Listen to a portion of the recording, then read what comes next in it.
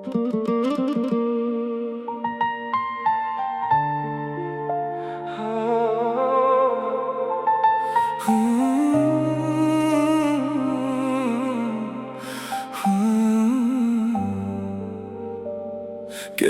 danışır divarlar mənlə, sənin şəklin qalıb hələ də əlimdə.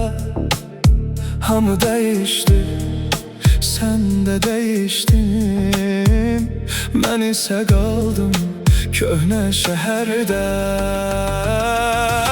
Damla damla tökülür xatirələr, səssiz otaqda yenə sənin izlərin. Bir gün sevib sonra gedənlər, bilmir içimdə nə qopur gecələr. Yenə yağış yağır şəhərə, səni soruşuram küçələrə. Mən susuram hamı güləndə, sən yad oldun bircə gecədə.